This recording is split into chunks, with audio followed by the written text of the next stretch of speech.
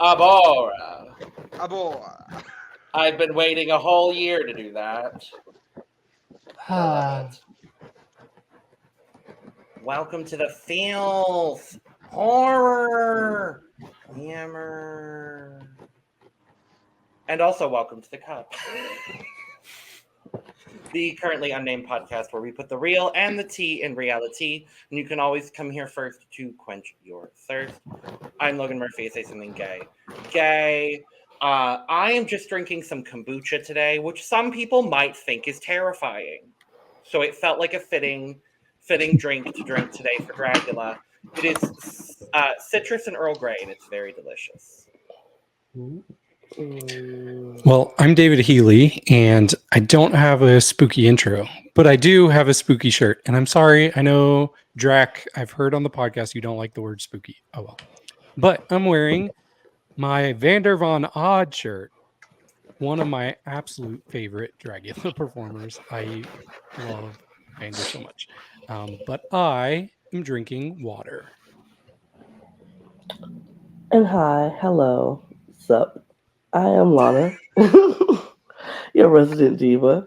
I'm here to give the tea, spill the tea, and drink the tea because you know I love me some tea. Purr. And if you have some tea, you know what to do. Hit me up. I am not drinking anything because I did not go get anything to drink. And if I was drinking something, I'd probably be drinking it out of my cup mug. But it's in the... I washed it because I drank tea earlier. Well, Theraflu earlier. So I washed it. Blame it on my sick brain and the fact that I was just jumped in here 2 minutes before we started. So I didn't grab my cup mug or anything else. But there's the cup mug. You see it right there. Logan has it. David has it. Jack and Brook have it, but they don't have it. Eve's going to get one. I'm just saying, we all have one, and we're all getting one, so you should get one too at LanaG'sCreations.etsy.com. We ship internationally and domestically, and I don't know where you Dragula fans are, so we ship to you anyway. Everywhere. So we'll ship it to you wherever you are, so there are no excuses. I'm looking at you, Dragula fans, all of you. We are shipping to hell now, right? We can ship to hell if that's necessary. Okay, thank God. We Thank need God. to. I mean, What about the nether region? Are we still shipping? We ship to the nether regions in purgatory too. So wherever you go, we ship it there. I had to. It was right there. Hi, everybody. It's Brook. And the only spooky thing about me is that I'm living in West Virginia. That's spooky enough. Exactly. And I am so excited to be here to talk about the Abora of it all. I love Dragula. It is my favorite drag show on TV, honestly. And I'm super stoked for another season. Because it has to be better than Titans. It has to be better than Titans. Pray for that, maybe. Hi, my name is Jack. Surprisingly, the scariest thing I could come up with today was looking slightly more straight than usual. Yeah, I'm sorry. How dare you? And today, inside this beautiful blue water bottle, is water that is ever so slightly hinted with a raspberry and lime notes. Ooh. From a water fountain inside my school.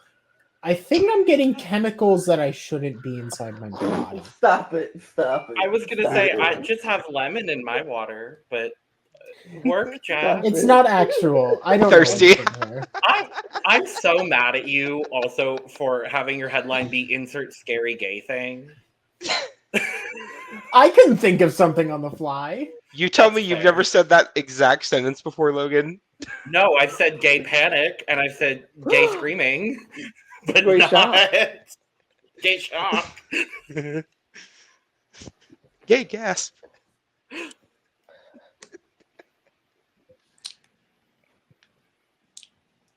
Homos.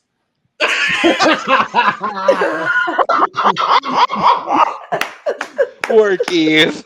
I know. They're the worst, aren't they? They kind of are a little bit. What it do, baby boos? Boo boos with the Halloweens. If y'all don't know who I am, let me know. Let me let y'all know right now. It is me, Eve the Bunny, Chicago drag artiste and queen of Ivy Park. I was wearing my oversized hoodies today because it is fall time in Chicago. I'm also mourning a little bit. I'm not even going to manifest it by speaking it out loud. So we're going to continue to say, even though Adidas is going to rot in hell for what they did for the final drop for Ivy Park, for the Ivy Park Noir drop this morning, because everybody was mad for what they did to that drop. And now it seems that it is possibly completely sold out and I may not have gotten anything. We are going to keep hope alive, like Reverend Jesse Jackson told us to, that I will still retain a piece of the final Ivy Park collection with Adidas. I have to.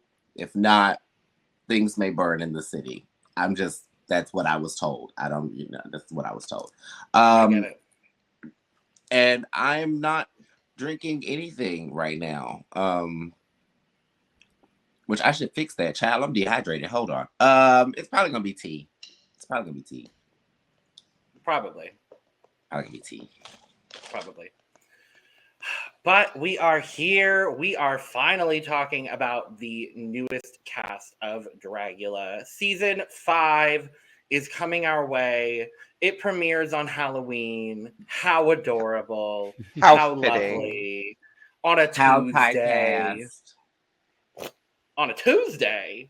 On a Tuesday. Going up on a Tuesday? Dragula going up on a Tuesday, I guess. The haunted house is going up on a Tuesday. Oh. But yes, we're here to talk about 10 new monsters that we want to talk about and another one. Another one that does exist. Another one that exists. 10 monsters and one real one. That part. Oh my god, that's a perfect. That was good. That was really good, actually. But yes, we're going to talk. I'll be here for the next hour. Great. Love it. Wonderful. But yes, we're going to talk all about that. And then these lovely, wonderful people to my right and below, the second row, are going to do some drafting, which is also going to be very fun. So, yes. We're going to draw schematics. Absolutely. And Logan, by chance, why aren't you drafting? No comment. Let's talk about it. Okay. Because it makes more sense with 5 people. Sure. Logan just gets leftovers. I don't want the leftovers. I know Logan said, I don't really want to draft any of the people in this season. So I'm just going to let everybody else fight it out. I have such a dominating lead in the Drag Race Brazil draft right now that I just feel like I don't need to draft here. Ow, that's not what you felt. You felt it. You felt it in your spirit. You felt it. You feel it in your heart. I don't feel like I need to. You don't need I'm just gonna give somebody else the opportunity. No. Let's just dive into this. So we have the cute little Entertainment Weekly bios that we are going to go through. I know David, I think, is probably the only person that listened to the Boulets podcast about this cast. So David's going to be talking a little bit about that, and then we'll talk about the promo looks and everything like that. So going in alphabetical order, it means that first up is Phylactic. We've got a whole bunch of different pronouns happening this season, so I threw pronouns on the screen. Pronouns will be available in our ticker banner throughout the entire season as well, because everybody uses a different form of pronoun. In this case, Phylactic uses she, he, and they, so it doesn't really matter. But they she's a she, he, they. She, he, they. but they are a drag queen from Manchester in the UK. I think this is the first season where we have two different, or technically 3 different countries other than the US represented on Dragula, which I love. But their official bio, via the official place of bios, which is Entertainment Weekly, says, an international drag artist, Anna brings her many years of experience as a valued member of the Family Gorgeous to the show. Her greatest yes, baby. Yes. Like that didn't read. That read.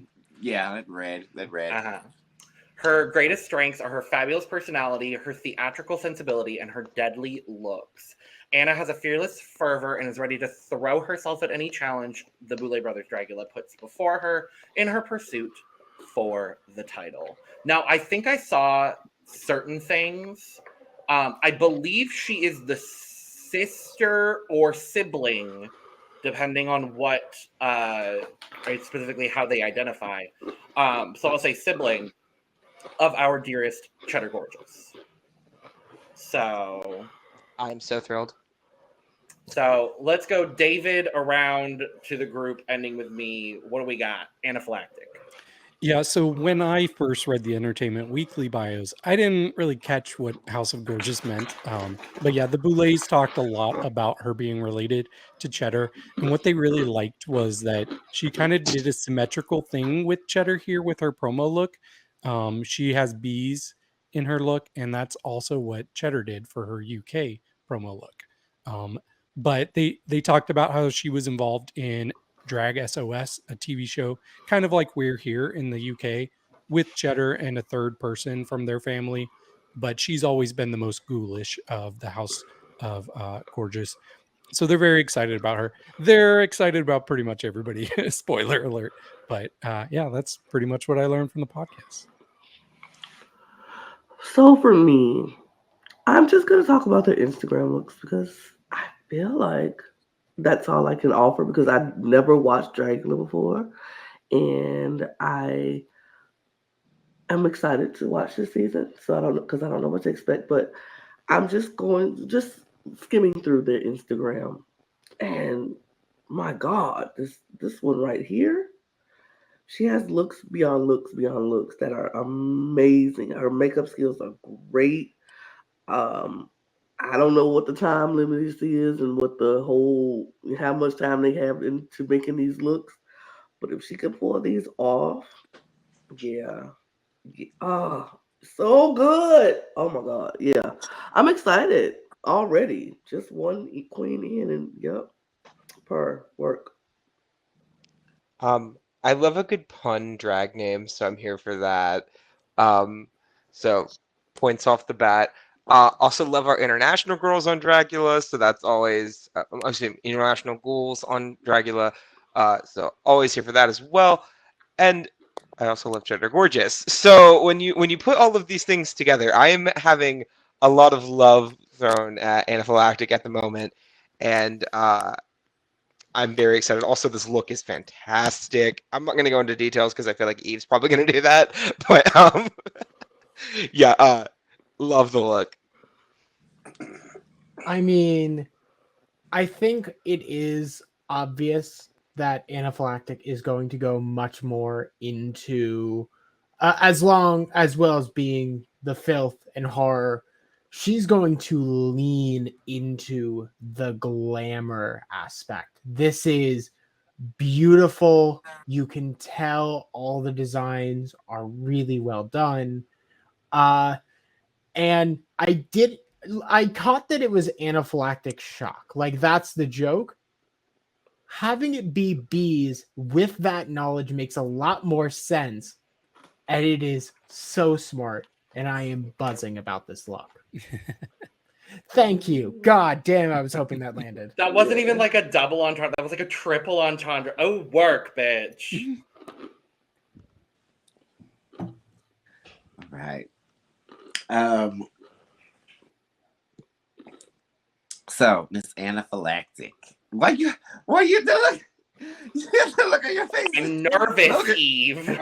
Look, why you have to look You at did your that long pause that you do when you're talking about something you don't like. So I'm scared. No, that's not true. I was trying to figure out how I wanted to start off by saying this. I wanted to say, those were very deliciously unmelanated takes, except for Lana. But to bring a little flavor to what you want to savor, Miss Phylactic. First thing I thought when I saw her was spooky cheddar. That was automatically the first thing I was like, spooky cheddar, spooky cheddar, spooky cheese. I see that. And then when you said House of Gorgeous, I was like, 1 + 1 = 2, 2 + 2 = 4. Now I know what this is. Boom, makes sense. But I will kind of, I guess, take more of the drag leaning like perspective when it comes to like me breaking down the girls. I live for the look. I think the look is sickening and it's strong. She makes me think presentation wise she's going to be one of those girls because she seems to have a very strong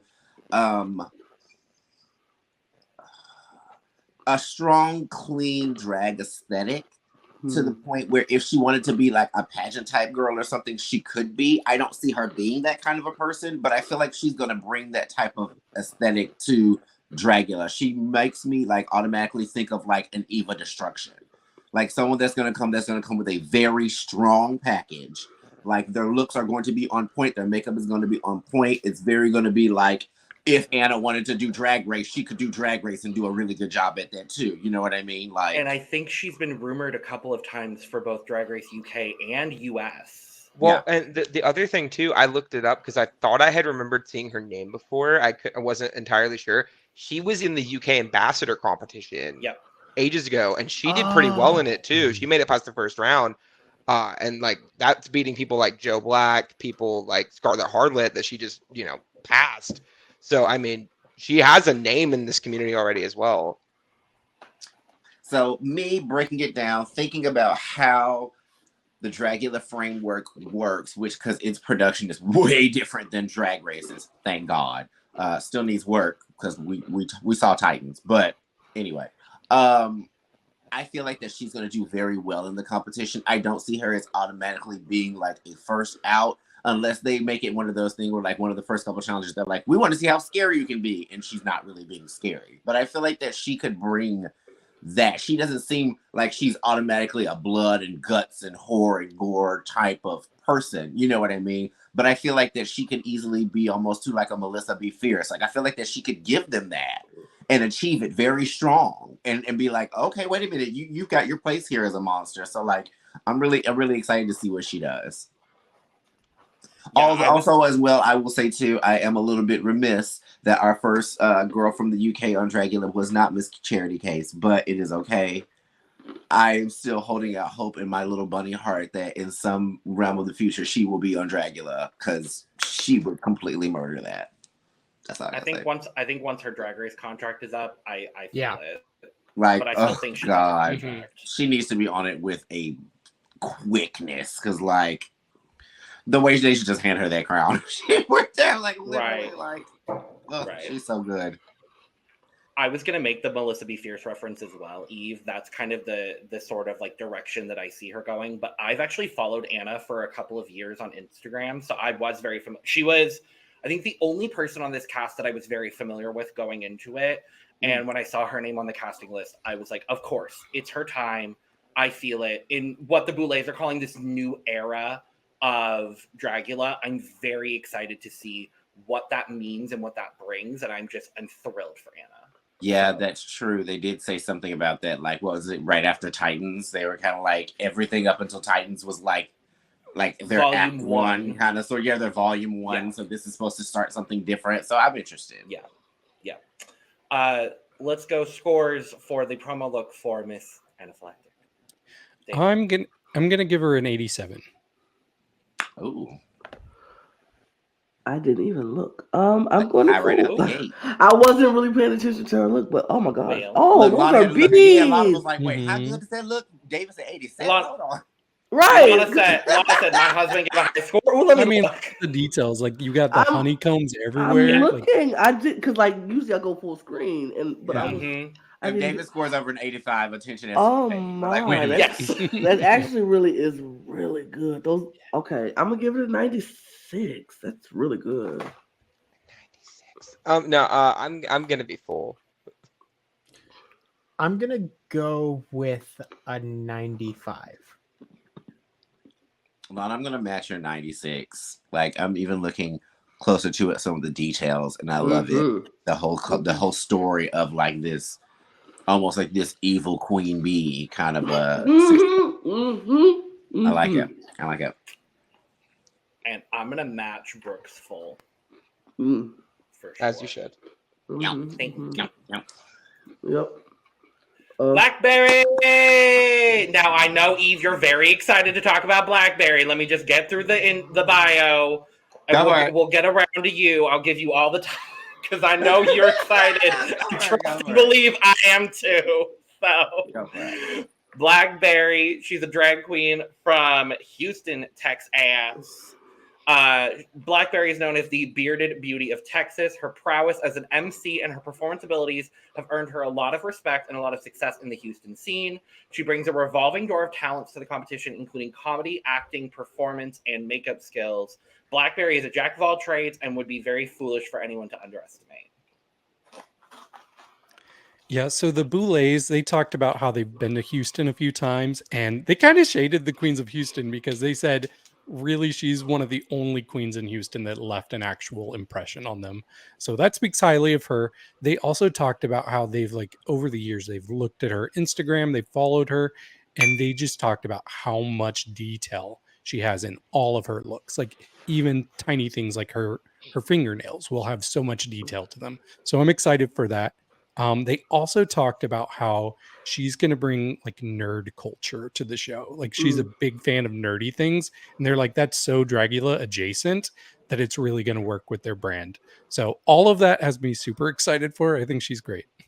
Erica Clash walked so Blackberri could run. I'm literally hoping thinking the same thing. I'm like, oh, is it adjacent? Because I vividly remember people telling Erica Clash multiple times that her nerdy interests were not Dragula, but whatever. Let me change my statement. Erica twirled and swirled, so Blackberri could. Baby, yeah, she swirl all over New York City. Again, this is an Erica Clash stan account, like as a collective podcast. This is an Erica Clash stan podcast. We love Erica here. So that made me. And Lana, I think you would too. I think you would too. Erica. But Lana, what'd you learn? Erica was amazing. She was the only elimination in Dragula history, I think, that I ever cried. Oh. She was the only one. Like when her extermination came up and I knew it was happening, I just lost it. I was like, no, like. What I've learned about Blackberri's from Instagram, I don't know. I was like, is she Dragula? But then I'm like, everything about her, like her costuming, how she, like, I see what they were talking about with the nerd, because she does so many like costumes and cosplay and different types of things. She's going to bring a lot of interesting looks to this runway. It's going to be a lot of glamour, a lot of just great makeup. Like the detailing, like you said, the detailing is really, really good. And she's going to be fun because all these pictures just exude fun to me. Like there's no picture on here I'm like, oh, she's not having a good time. She's having a great time in everything she does. It just looks good. I'm excited to see what she brings. She just looks like just a ball of fun. I'm excited. Oh. Well, I'm just gonna say one word and that's it. Winner. All right. Dragula takes a lot of different skill sets. Not only do you need to know how to be glamorous, but also put on a really horrifying look, but then also know how to be really filthy and deal with all the exterminations and all that. You need to have comedy talents. You need to know how to host things. You need to know how to get things together. you need to be able to adapt to whatever situation comes up. And honestly, Blackberri has already done all of that. Like, genuinely, she is, I think, the person who has the least to worry about going into the season, because there's not many things outside of exterminations that they can really surprise her with.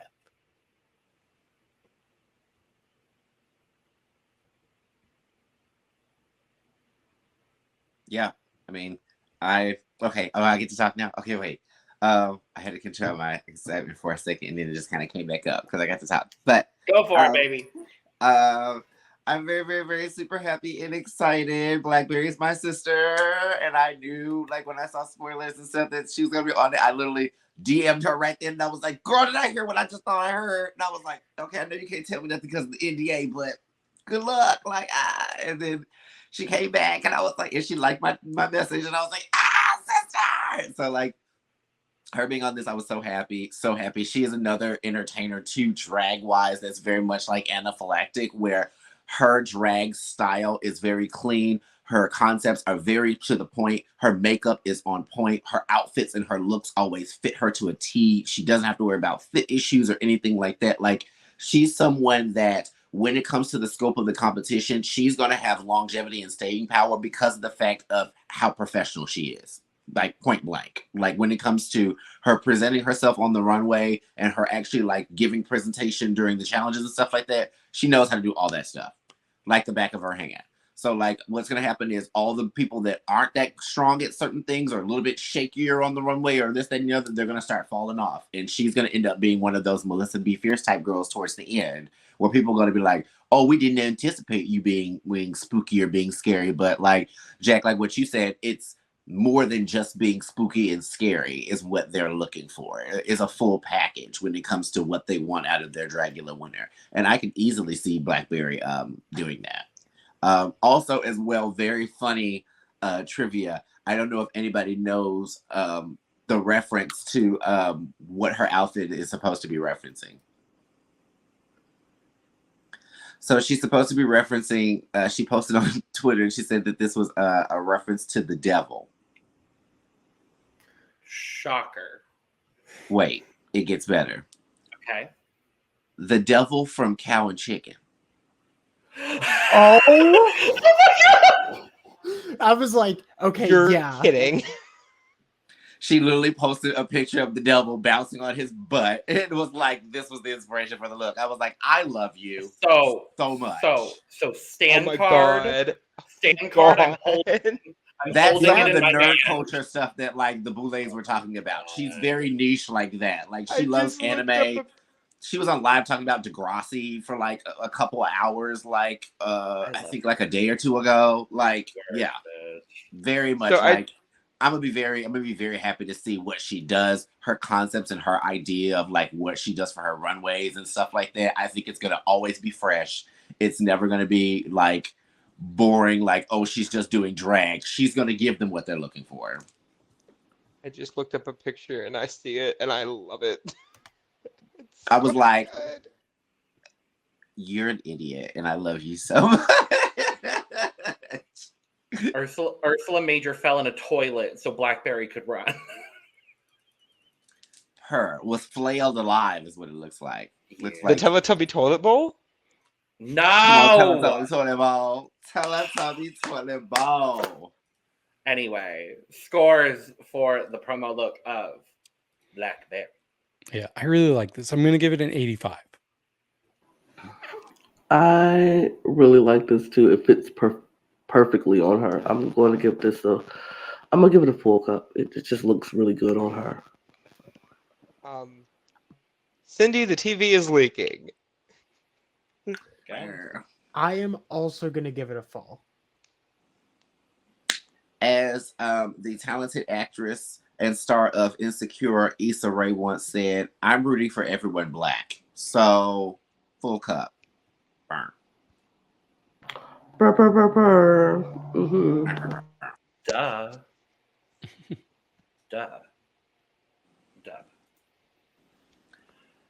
Next up, Cynthia Doll.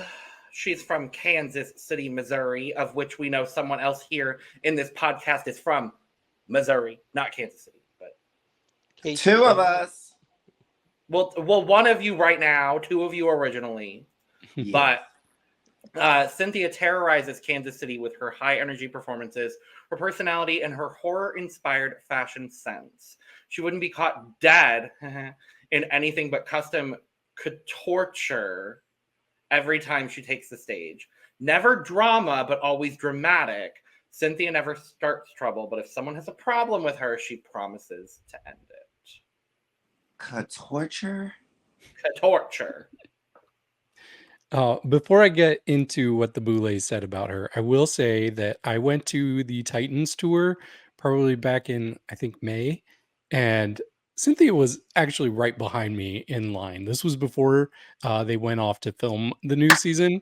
That was what you were talking about. Yes, it was Cynthia. You told me that. So, and I was like, oh, I wonder if she thinks she's going to get cast. Well, Julia. Because she was in full drag. But what they had to say about her, first of all, I think she's going to be the catchphrase girl of the season. We had grandmother bitch last season. Apparently the catchphrase this season is there's the door bitch. So get used to that, because that's something she says at some point. There's the door bitch. So can't wait to actually hear that on the show. It's they kept true. There is that. A door, and it is grandmother bitch. They are obsessed with her personality. They really love Cynthia's personality. They thought she was going to be more bitchy than she was, but she, even still, whatever she did provide them, they're living for it, and they're really excited for fans to see her acting chops. I don't know if it's in an ironic way or if she's actually really good at acting. So that should be interesting. She said they defied their expectations for her. So.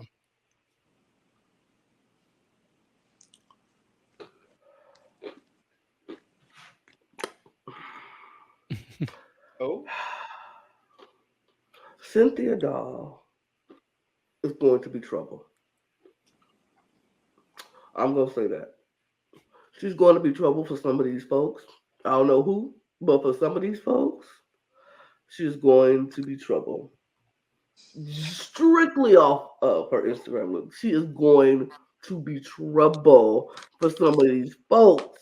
Because, okay. She's good. She's good. She's giving me what I thought, my thought of what a queen on Dragula would give. But she also gives you so much more than that. She is going to be trouble for some of them. I don't know if they're ready for Cynthia Doll. I don't know.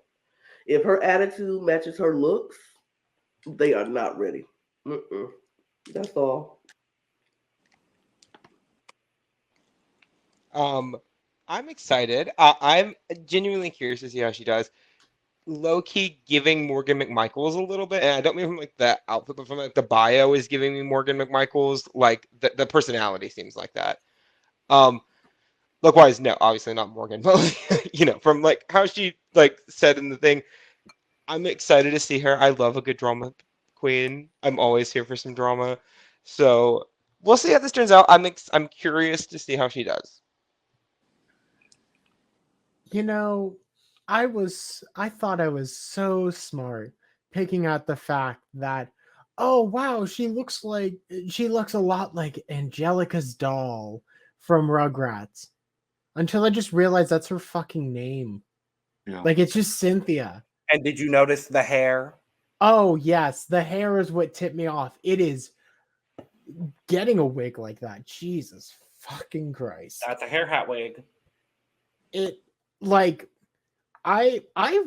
the first thing that I saw that was very different was her nose makeup. It is so angular and different from essentially anything else I've seen. Would you say, Jack, that it is interesting angular movements? Maybe. But yeah, no, I love this look. I want to see what she can do, because Torture is a very interesting way to describe your Dragula, and that makes me think almost along the lines of what Eve did, where it was a stunt combined with her drag. I want to see if something like that comes up. Miss Cynthia Doll. I picked up on the name, so I was like, okay, cool. She's giving us weird Barbie. If it was like dipped in like toxic waste, we live. I noticed from socials and stuff too, she seemed to be I'll say one of, because there was a couple of them that they did, but one of the girls out of the new crop of queens that a good amount of the girls from the past seasons knew already. I saw a good amount of people from like I think Hoso and maybe Eva and a couple of other people were shouting Cynthia out when it got revealed that she was on the cast and everything. So that makes me even more interested to see her, because I feel like that the girls that already have been through the gauntlet of Dragula and know what is to be expected, know what she can bring to it, and know that she can handle it. You know, it's very much one of those like, oh, we don't know if, you know, she'll make it out or whatever. They're like, oh no, they'll have fun with her. You know what I mean? So I'm like, okay, cool. That already gives me more of a leg up on her, since other than that, I don't know really that much about her at all. I am from Southwest Missouri. Not originally, I'm from Memphis, Tennessee. But I moved here from Southwest Missouri. I lived in an area called Joplin, Missouri, which was about 2 hours away from Kansas City. I didn't ever get a chance to go up to Kansas City to visit for drag that much. I think the only bar that I really even knew of that was up there was like Missy B's and maybe one other bar. But I know how the scene in the Midwest, especially the more southern Midwest, is when it comes to more alt performers. A lot of it's that area, especially of Missouri, is what we quote unquote call in the drag community pageant country. It's very much where if you're not a Miss something US of A or Miss something America or Miss something EOY or something like that, you're usually not getting booked for shows, or you usually aren't a name that a lot of people already know. So the fact that she was already able to get some kind of a presence without having to be none of those kind of things actually means a lot. I'm like, I can completely see the Boulets going to Houston and saying they were bored of Houston drag because it's all pageant drag. So of course that would bore them. You know what I mean? But if they're taking a shine to Cynthia and she's coming from that stock, then it means she's got something special. So I'm like, okay, Miss Doll, Miss Cynthia, and I know she WL Doll. She hosts a lot at a bar called Fountain House, which is pretty new to Kansas City. Okay. And I have a friend who goes there occasionally, and she loves her. She's like, Cynthia is my favorite drag queen in Kansas City. So, word.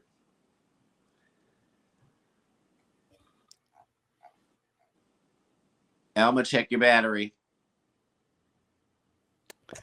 I had my microphone muted.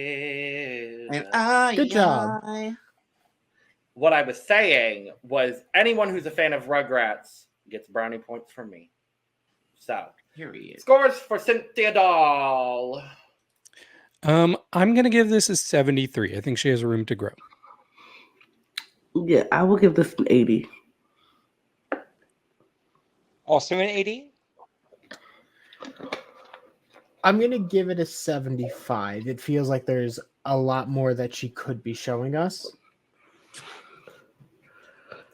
I'm going to say 87 because I agree with what you guys are saying, but also I want to give her kudos for the fact that she did not try to come out looking like the actual Cynthia Doll for her promo look. I was like, thank you for not putting the putting the B in subtle kind of a thing. Like, you know what I mean? So it gives us room for her to play with that character later if she wants to or whatever. So I'm like, work, Cynthia. You know what you're doing. You might be fresh, but you know what you're doing. So I'll give her 87. I'm going to give her an 88. Kind of for that exact reason, Eve. I was like, at least, like, there's a hint to it. I get it. I got it. I like this. I want to see more. Yeah. So. 3 words. Fantasia, Royale, Gaga. Boom, shakalaka, babies. Bitch. Heavy. When I saw the rumored list and I saw this bitch on there, I said, what? Because I've followed her for years.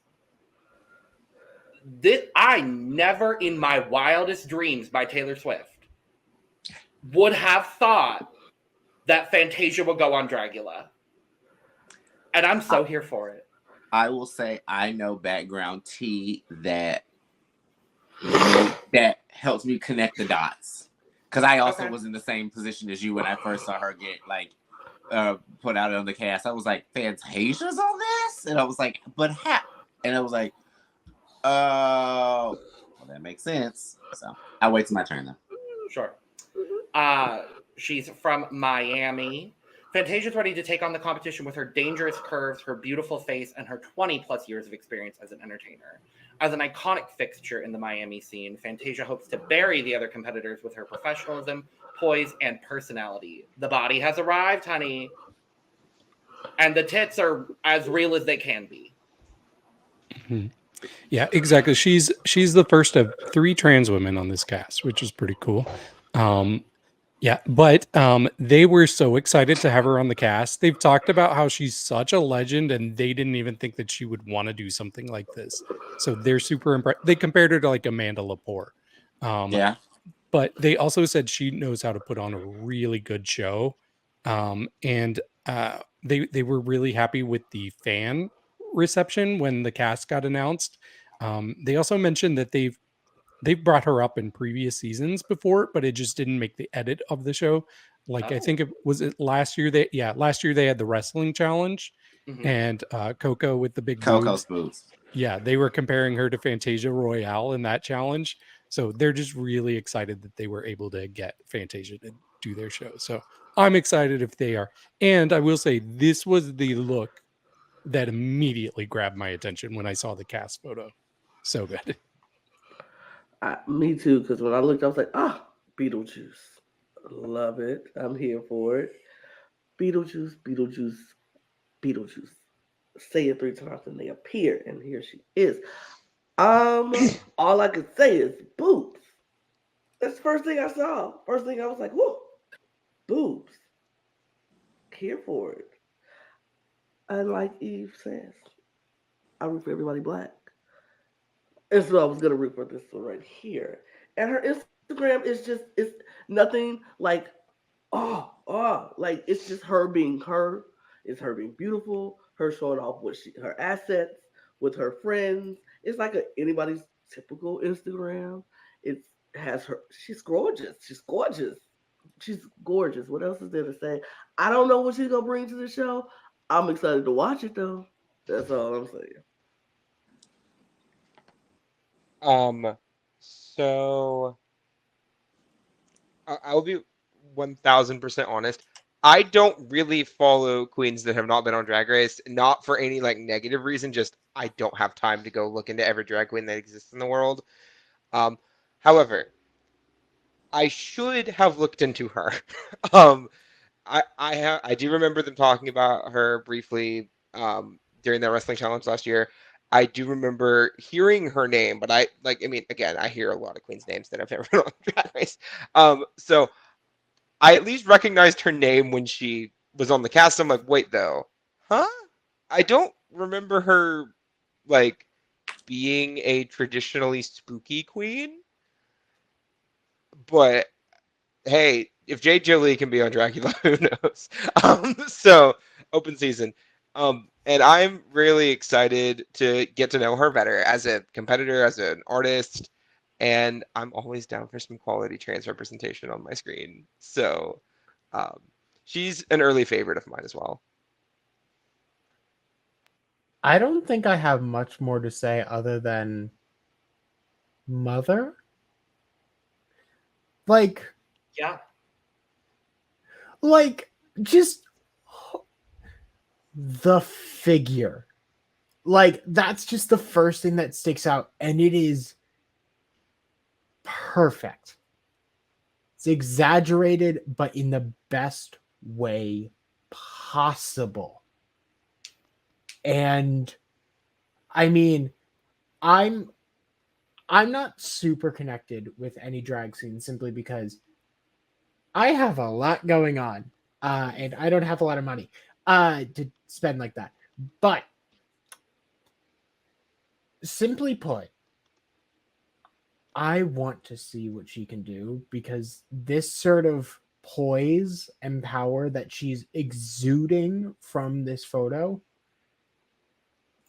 I mean, it almost feels to the level of Sasha Colby, where you look at her and go, okay, good, we found our winner, let's move on. I mean, gag. That's all I have to say is My gag. turn. So Eve can go. All I had to say was gag. Miss Fantasia Royale Gaga. Couple things. Number one, love this icon. She is an icon in the drag community. I would say she isn't to the level of like Sasha Colby, Tommy Ross level, but she's very much like at Roxy Andrews level. Like she's very much like the girls that are fans of the drag queens that are fans of other drag queens. She's one of the girls that we're fans of. I was gonna say Monica she's very Monroe much that. level. That's what it was giving for me. Was like on a similar level. Very much like she could have been a former Continental winner. Yeah.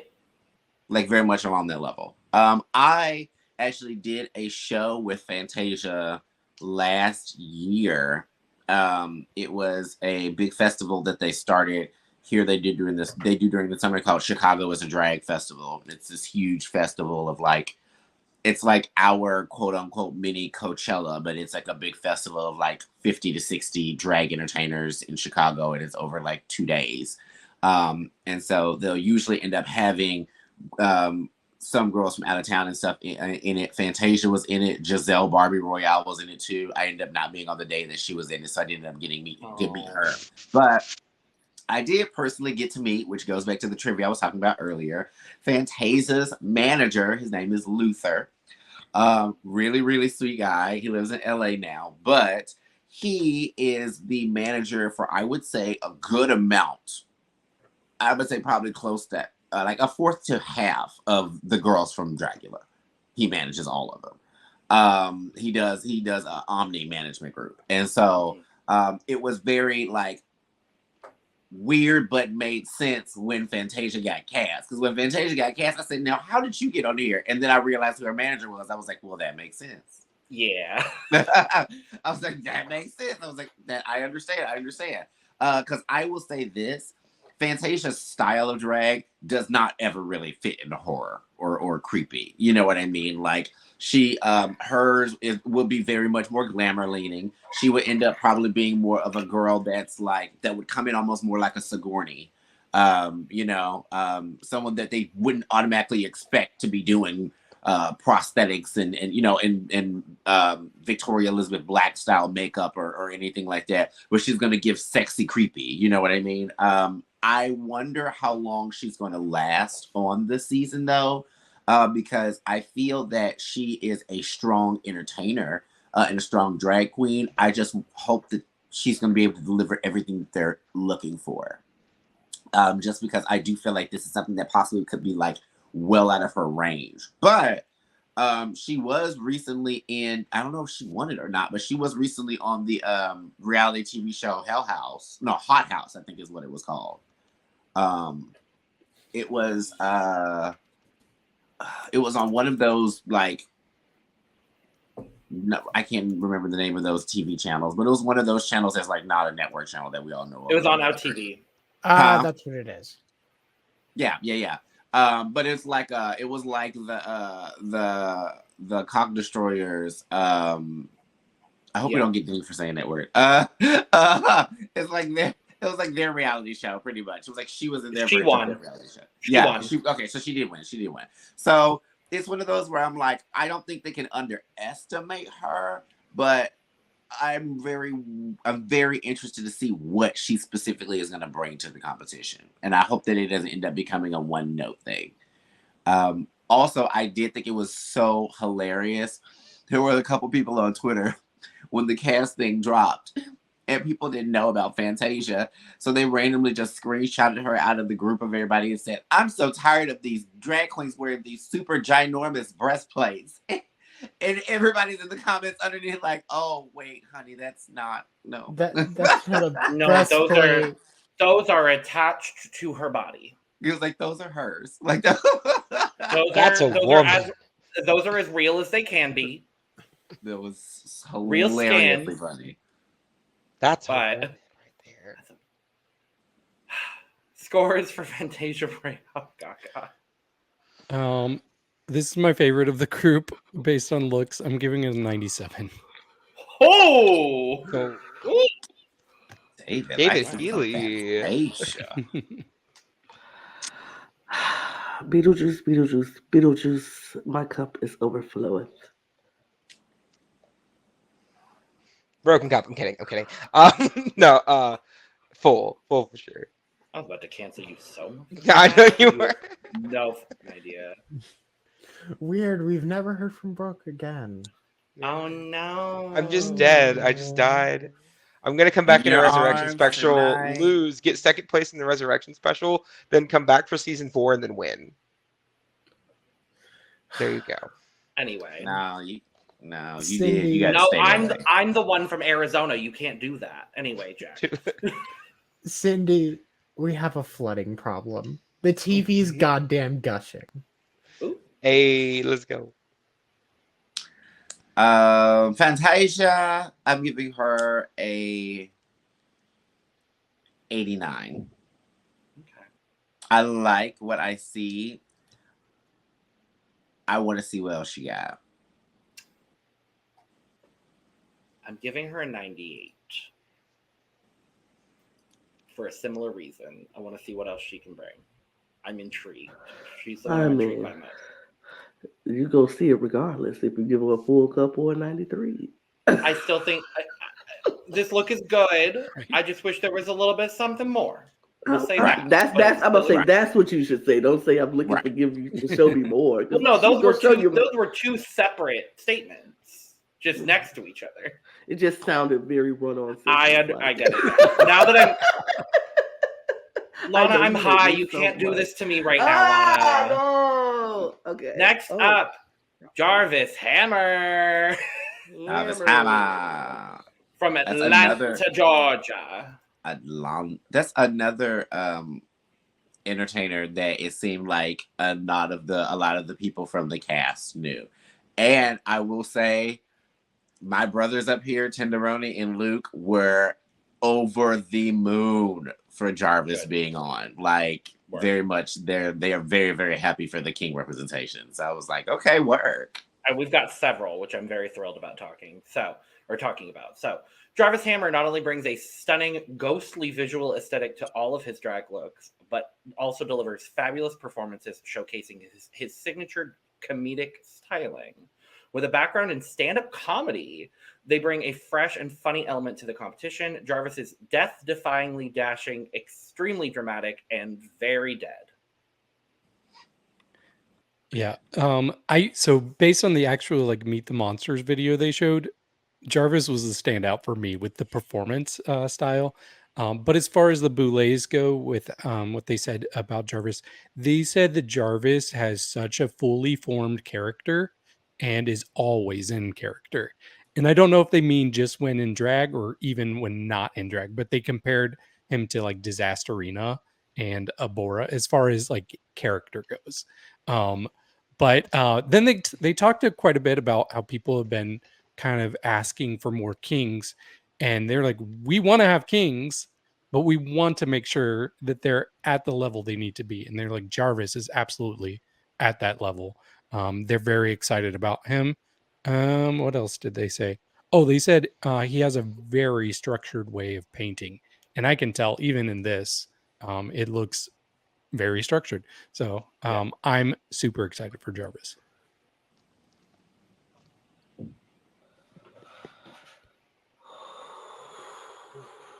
Remember I said some folks is gonna be in trouble before This they one, hit the net. This one is gonna cause some trouble for these. mayhem, and I'm ready for it. Miller. Y'all, okay. You said what Light. you said, what the Boulet said about him having a distinct point of Right. view, a very distinct point of view in his baby. When I tell you, just going through this Instagram, I'm like, he knows exactly what he's doing. He's always in character for sure, and the characters are so uniquely different.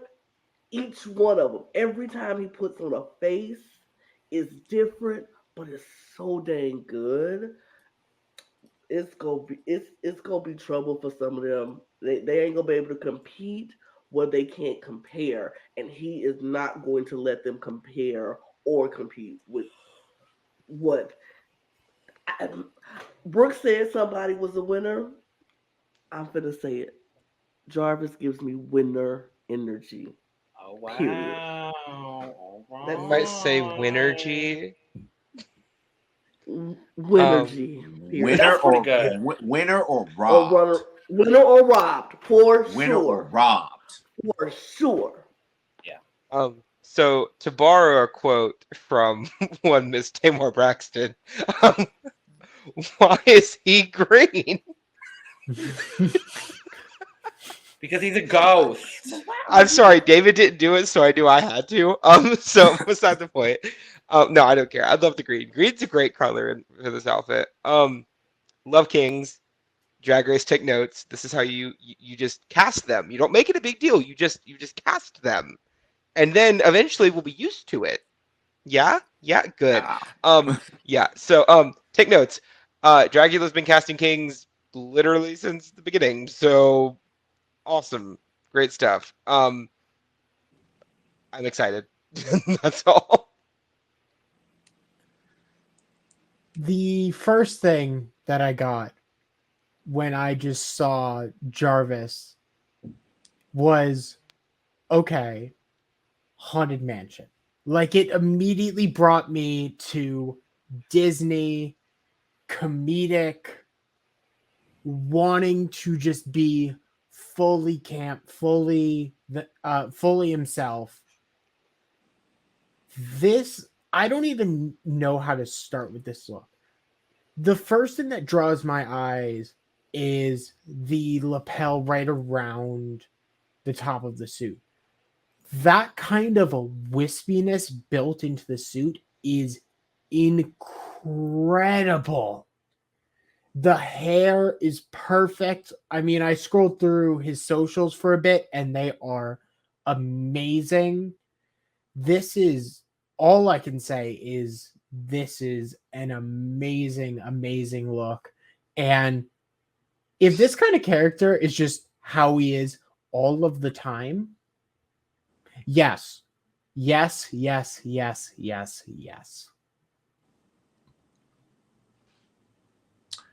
3 words.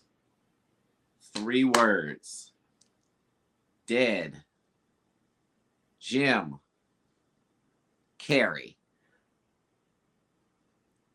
Period. That was the first thing I thought when I saw him. And I was like, oh, he's the character actor. He's the Dela.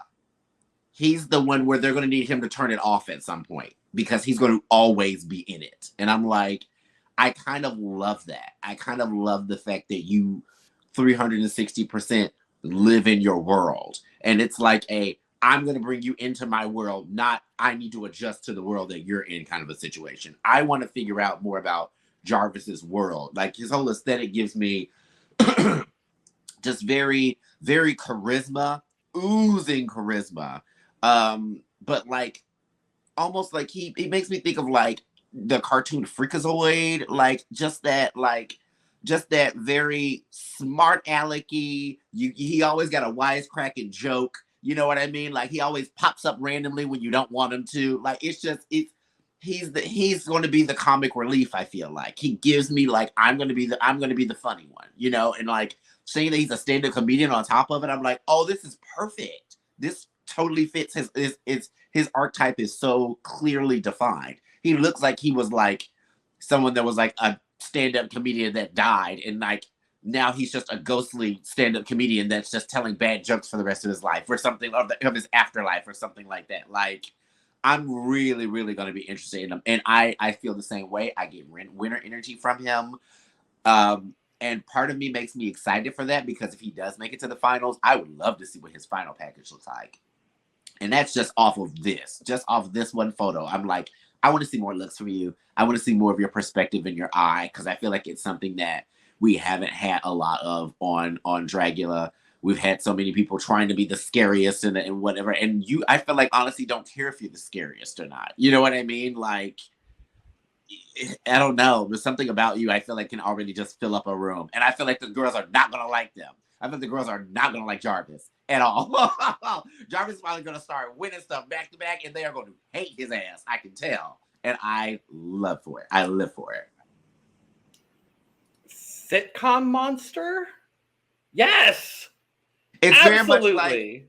very much like if there was a TV series about a ghost dad and his wife and their family. TV dad, yeah, haunting some family, like some real TV family, and whenever he comes in, there's a laugh track. Like, very much kind of a person. Like, I could also see like a late show host. Oh, absolutely. This is Stephen Colbert, but drag. Yes. I'm here for it. I'm so excited. Oh my god. I'm so fucking excited. It's very Comedy Central. It's very Comedy Central. Did y'all just pitch a whole TV show? We Writers? did. Are you writing? Yeah. I could see him hosting The Soup, but it's about all dead celebrities. Stop it. Him with Lucy LaDuca as Joan Rivers. Done. That'd be awesome. Period. I would live for that. Scores for Jarvis. I'm going to give this a 90. I'm going to give it a 93. A 99. I'm going to go with a full. I'm giving Jarvis a full 2. Duh. This is my favorite look of the promo. By far. This is my favorite. I love this. So we have Mugther. Mm-hmm. But we need... remember? What? Fagther, remember? Oh, shit, you're right. I won't be ever saying that. No, you won't. That's fine with me, Lana. I just call him Dad. Father? Daddy. I just call him Dad. I'll just say Father? Daddy. Daddy? Not Daddy. Oh. Daddy. Dad. No, Daddy. Daddy. Daddy. Daddy. I like that. Daddy. Next up, JK. JK. She didn't say JK. But she didn't say JK, though. You just got it, Like, when I watched the Meet the Queens right before I got on here, like, I was getting ready. But yes. I was Meet the Monsters. Sorry. When I was getting ready as I was watching it. Mm-hmm. And so I missed her name. I just remember this look. I missed her whole JK. I love it. Okay. I'm excited. I'm so excited for them. I'm so fucking excited for them. They're from Brooklyn. Okay. I'm pretty sure I also, Yes, Lana. Yeah. I'm pretty sure I also saw them on Grindr the last time I was in Brooklyn. Fun fact, because I've seen them out of drag, and I'm like, well, that's fun. Anyway, JK is a noxious mix of camp, gender blending, and a whole lot of punk rock personality. They're here to be louder, bigger, and more annoying than any other competitor to ever grace the Dragula stage. They are, in quotes, the most annoying person you ever meet, and hope that a big personality is enough to bring them to the finale and ultimately the title of the world's next drag supermonster. It's me, but good at drag. Oh, no. Not that. Yeah, this was an interesting one to hear the Boulets talk about. Apparently, like a year ago or so, Zavaleta was online and was like, this performer is the most annoying person in Brooklyn. And they were talking about JK. So immediately Drake was like, okay, I got to find out who this is and they've already applied. Okay, you're on. So, and they say she's very annoying in the best kind of way. They think that, right. They only use they them. Didn't I say they? You said she. Oh, okay, my bad. They think that they are the most annoying person, and they compared. Actually, they were using he him the whole time, which confused me. But Maybe it's they them out of drag. maybe they were comparing JK to personalities like Zavaleta, like Mary Cherry, like those big iconic personalities that never shy away the from New a York fight. monsters. And that's what they said. They're like, we got to just keep casting queens or just keep performers pulling from New Brooklyn. York. Yeah. But they really like that she brings kind of like a raw punk vibe to the show, because we don't get a lot of that, honestly. So I'm interested to see how she'll do, or they'll do. Sorry. I'm gonna keep correcting all y'all, motherfuckers. The pronouns are on screen, bitches. True. Lana Chameleon. No, we don't like him. But we like the song. I'm gonna say you might as well let it go. We like the song. Whether never. You'll just always be mad. Cause come. No. JK from Brooklyn it makes sense that they say that they are the most annoying person or queen, annoying monster in Brooklyn, because I can see it just from pictures alone. They just give you that very punk, very alternative, like, I don't care. They pictures even seem loud. Like when you have you looked at a picture of somebody like, ooh, that is somebody who is so loud. They are just loud. But their makeup loud. But their makeup skills are great. I don't know how they go do in this competition, being annoying and loud and getting on everybody's nerves, but I guess it really don't matter if you can bring what you bring in. And if he brings what he brings in.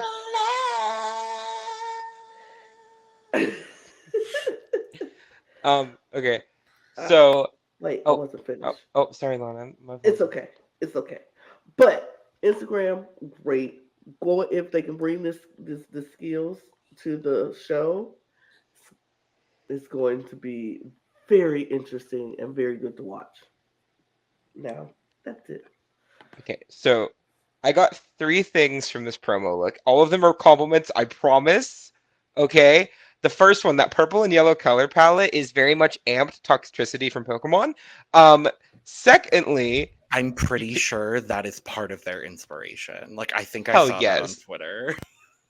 Second one, the look is giving very much Power Rangers villain, but like X-rated Power Rangers villain. And then, of course, they're here to save the day. So all of that. I live for the annoying people because, as you can tell, I'm a very annoying bitch myself. So, yes.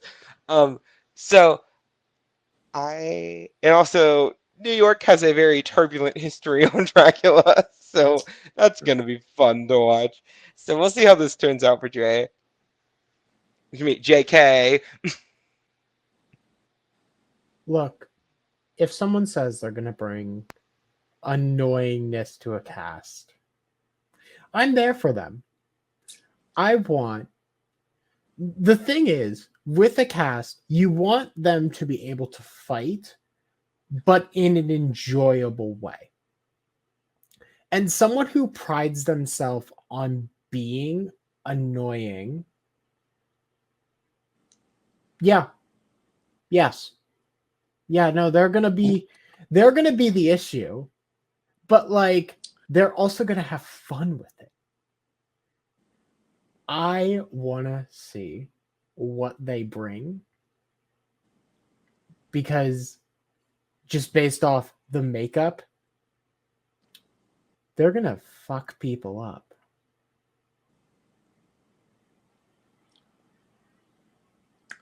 JK. I said JK because it was a joke. JK. One thing that I thought was very hilarious, and I'm actually glad that none of you said anything about it, is that apparently JK is going to be quote unquote kind of like our Dolly of the season, from what I'm hearing from people. JK is, from what I've been told, which would explain, Logan, as to why you probably easily saw them on Grindr. They are very known for being sexually open and expansive in their community in Brooklyn. Apparently on Twitter, everyone said that they are going to be representing the goon and bait community. And if you know what those terms mean and you're a queer person, then yeah, you know, she's going to give us the filth, if anything. What was the first word? Goon. Okay. Oh, elder gay. I know the second one. That's good. The learning moment. I'm proud of you. Okay, Urban Dictionary is my friend. Yes. Or another place. It is that, yeah, or alt Twitter, one of the two. But yeah, no, gooning and baiting are sexual acts and experiences within the queer community. A lot of the cam boys like to do it. A lot of the video recording guys like to do it. A lot of the OnlyFans guys like to do it, stuff like that. So anyway, I see them as being very like liberated. Like that's, I guess, what I feel like I would get the most from them. Like I agree with what Jack said. I feel like they're going to be the one that's going to come in the most and be like, I'm having fun this entire competition. I'm not even really trying to come in here and beat y'all because y'all don't even do what I do. I'm just coming in here to stir stuff up. Like, and I'm very happy for that because I want to see somebody in there that I feel like is going to be confident and strong in their character, but isn't going to take the competition too seriously, to the point where they kind of almost burn themselves out or they get kind of worn out and we kind of like lose the magic that they had when they first started. I feel like at the end of the day, JK knows that they're walking in as JK, they're going to walk out as JK, and that's just the end of it. And so I have a lot of respect for that. And also falling under the, you know, the role of being another queen from New York, and with the queens from New York being feisty girls, she's probably already going to have an air over her the minute she tells people she's from New York if they don't know where she's from. If she's like, oh, I'm from New York, they're going to be like, oh, like those other girls. Like she's already going to come in and have people looking at her like, oh, you're going to already come in here and start some mess. And I think she's going to be like, yeah, no, I totally am. I'm going to let you know this on the first day. I'm here to make things difficult for everyone. And I like that. I'm very, in this type of a scheme of a TV show, I like that. I like people that shake stuff up. So very excited for Miss J. Mr.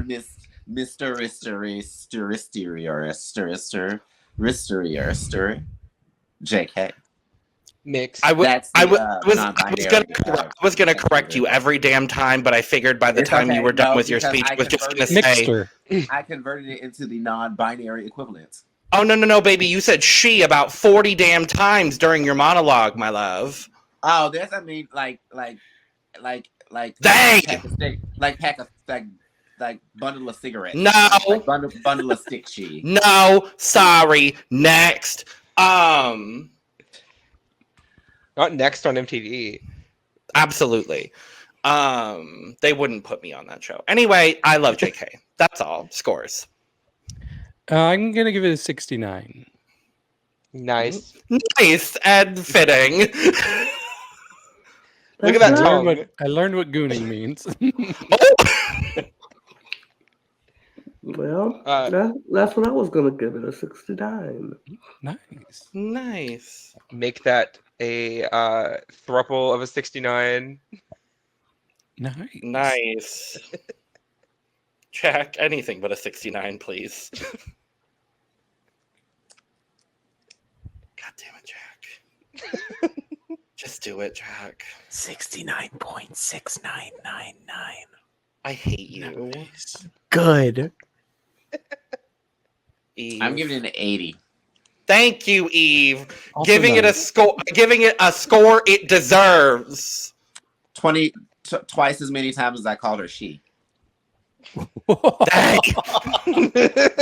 Called her she. Well, we Pronouns tried. on screen for a reason. Then I read don't- them, everybody. Read them yourselves. Don't listen to what we say. Just read the pronouns yourself. Do as we say, not as we do. Period. I'm gonna give them a 96. I Good actually for really them. enjoy this. I Good for can't them. see. I can't not see Toxtricity now, and I love it. You're welcome. So, You're welcome. yes, thank you. Also, the way you just said, I'm gonna give them that Them. pause gave very much the outfit. The garment looks good on her pale skin. The Garmont looks good on her pale. Oh well, okay. Well, we Oh, have come to the also- point. Yes, Jack. How did no one talk about their stage presence? Like, just like in general. Let's go back one more step before we have to talk about that. Their stage presence was absolutely Saturday morning cartoon villain. Like I said, Power Rangers villain. exactly. I'm very tired. I just wanted to delay from this moment as much as we can. Well, unfortunately, now we Yeah. must move into this moment. So, next up, alphabetically in our review is Niohuru X, originally from China, but has been in LA for several many years, as we've come to learn because of the allegations made against them. We're not going to be discussing that here because Twitter exists. Quite frankly, as someone who has experienced things along the lines of what they allegedly did to someone else, I will be speaking about this individual as little as I humanly can. In that regard, however, we will be objective on this podcast regarding their drag, what they are doing in this competition for as long as they are in this competition, because they do exist. So, unfortunately, the Boulets have not said anything about this. I know they released a statement earlier in the week. I personally will be discussing them as little as I can. But according to their bio on Entertainment Weekly, which did have an editor's note saying these pre-written cast descriptions were provided to EW in a press release. So this is not EW saying these things about this person. This is what the Boulet Brothers Dragula says about this person, quite frankly. They say Niohuru is a recent transplant from China who has come to the US to pursue her professional dreams. She's a makeup artist and fashion entrepreneur who uses cutting-edge technology to elevate her brand of twisted fashion and hardcore glam. Niohuru makes up for her lack of stage performance experience with huge amounts of enthusiasm and visionary drag looks. Mm-hmm. So she's the second of the three trans queens, queens on the show. So the Boulets were talking about how, she's way more of a look queen than she is a performance queen. And apparently she didn't like that the Entertainment Weekly article said that. And that's why the disclaimer was edited in there. I think she actually reached out to Entertainment Weekly about it, which, okay, girl. Let's see what they thought she's a very established queen despite being very young. I didn't get a lot from the podcast out of that. Just more that she's going to be better with looks than actually performing. So,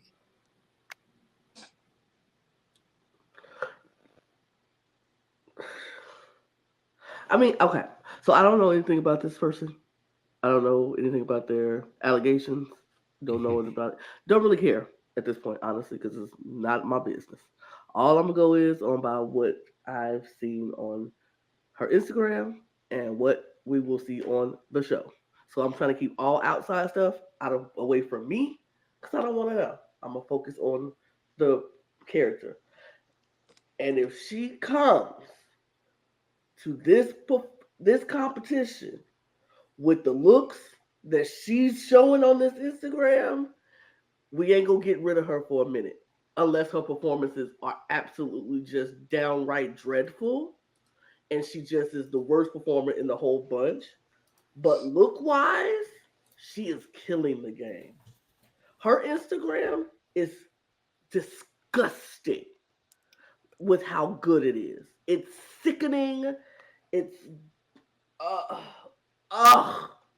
looks is going to be on point. That's all I will say. She's going to bring it. I will be pleading the Pomara Fifth for discussion regarding this person. That is all. Yeah, no, their looks were great until, everything happened. It's a little bit concerning how there hasn't been a lot of talk about it. And I want to personally say this now. Just because the Dolly situation was proven to be untrue does not mean any other situations going forward are automatically not true and can be discarded. That's where it ends, because I've seen people try to immediately do that, and no, it is, from the looks of it, a very different scenario. So yeah, moving along.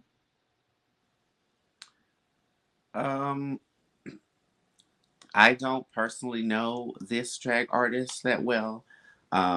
This was a person as well, though, that other members of the cast were happy to see on and get cast. So that kind of made me be kind of like a... but at the same time, I don't fully know they knew what was going on. I think that they possibly were just outside observers, that became fans of them before, they became famous and on TV like they are now and all this other kind of stuff. But they weren't like in the city with them. You know what I mean? Like, I don't see them as like people that were entertainers that were like, so like my niece, Fallon, who is Coco Kane's daughter, lives here in Chicago with us, and they were a big fan of theirs and their makeup and stuff like that for years, but of course now has different thoughts after finding out, what happened and the allegations and so on and so forth. With me, I don't have a I find it very unfortunate that the vetting process when it comes to bringing people onto these reality TV shows seems to be getting a little bit more lax. It's becoming one of these things where it's like it shouldn't be this many recurring seasons of any reality TV show within the queer spectrum where we have to worry about things like sexual assault or that or this, that, and the other repeatedly over and over and over again. Like it's like we like, and that's what's crazy. I don't know if it's just because of people feeling more comfortable to be able to stand up and say, no, we don't want this person to get some kind of a leadership platform or whatever from this. We want to, be able to finally be able to speak our truth, because this isn't something that, since the Sherry Pie thing, like this was something that never came up in any other season of Drag Race ever before, ever. You know what I mean? But at the same time, that doesn't mean that everybody that's all done Drag Race before Sherry Pie were all angels. Hell, some of them could have been, just as bad, if not worse. We just don't know. So I feel like that's, I don't know, a good testament to the time that at least we're getting to a point where we're like, no, we're putting humanity and heart above talent and what you can do on a TV show. You know what I mean? Because they could have easily just kind of swept this all under the rug and acted like it was not that big of a deal and just waited for it to die down and then just did the season like normal. But because of the fact they are in some way trying to actively like address it, I mean, that means something. I still feel like they have a way to go. I feel like it could have been handled a little bit differently and a little bit more firmly. But I do feel like the Boulets have been a little bit shaky when they have come to moral dilemmas within the scope of Dragula. I will still, I will make this point and say that a very, very well-known entertainer in Chicago by the name of Lucy Stool is still to this day currently blocked on Twitter from both of the Boulets for a comment that Lucy made towards the Boulets referencing Monique's shame in season 2. They still have her blocked. And it was basically because of the fact that Monique was found out to have done racist things, and she basically and they had Monique on the reunion for that episode and basically told everyone else in the world that not giving people like Monique the chance to vent their frustrations and all this other kind of stuff is the reason why Trump got elected, and caused a huge firestorm of people being like, no, those things don't correlate. No, we're not doing that. And Lucy was one of the main people that was like, no, that's not right. You shouldn't be saying that. You shouldn't be doing that. And instead of listening to a queer black trans entertainer, they blocked her on all social media and her drag family, basically. So I was just like, that's, I still feel like that Dragula still needs to work a little bit on their moral compass when it comes to certain things. And that's just me personally. But Agreed. Good luck to her. Hope she loses. I checked the pronouns that time. I know you did. Let's talk about something more fun. Onyx Ondyx. I love it. Onyx there, Onyx Ondyx. Ondyx. She is the commodity of oddities and a self-described freak show showgirl extraordinaire. Onyx is known for her terrifying and show-stopping circus sideshow stunts. That was a lot of S's. That keep audiences in Philadelphia coming back for more. With a high pain tolerance and a penchant for stage stunts, Onyx hopes that her unique sideshow skill set, God help me, will win her the crown. God, I'm so happy that bio is over. I like her, but damn, so many. David. Yeah, well, the bio actually had a lot of what the Boulets said, so I'd be redundant to just say it all, but yeah, they were like, she's a great circus performer. She knows all the circus tricks. She's a like slutty, what are they? I'm trying to remember exactly how they worded this. A slutty demonic showgirl creature. Good. So that's intriguing. They talked about her pain tolerance, which I'm excited for that. We've seen that before. I want to see more of it. But they think nobody has been quite like her on the show before. So I'm actually pretty excited for her. I want to see some circus tricks from her. Yeah, they're excited because they actually, a little spoiler, all of the Dragula exterminations have been replaced with Saw challenges. Oh, good. She's going to get sawed in half. Oh, are they doing cross promotion with Saw X? That wouldn't surprise me. Oh, good. I'm glad they got that promotion. Yeah, Good for them. yeah. So she just has to make sure not to cut her head off so they have somewhere to put the crown. Yep. I mean, they can just show a picture like they did in Titans. Yeah. Oh God, Well, I had have a almost paraplegic- forgotten about they have that. a paraplegic with no head sitting in a wheelchair and the picture of her above it. Like, No, literally, it's an This is empty who this wheelchair. All torso that's left belongs is just to. a little puddle of blood in the seat of the wheelchair, and they just Lana, like please take us away from this conversation, please. I don't even know what to say. Onyx, I don't. Instagram, she looks great. She has great makeup skills. Her circus act. I looked at a couple of her videos. Her circus. She definitely knows what she's doing. She's going to bring some very good performance to the stage, and she's going to bring some really good looks. I'm excited to see what Onyx can bring. Okay, so the only thing that I can judge Onyx on is this particular outfit, right? I will say this. I hope there is more than just this kind of, like, I want to say, like, a little bit of, like, aesthetic. bloody glamour. Like, bloody glamour, I guess would be, like, the best way I could put it for Dracula. Because I don't mind it when we just have, like, pretty queens on Dragula. We've had it before, you know, and then some of them have been able to break out of that pretty box, and then some of them haven't. You know, pretty monsters have been on the show. So I hope she's one of those people that isn't just in that box, because that's one of the things I love about Dragula is you see all kinds of, like, amazing drag. But yeah, love a queen with ink, so that's always great. And apparently the circus tricks are very impressive. So I might look those up after.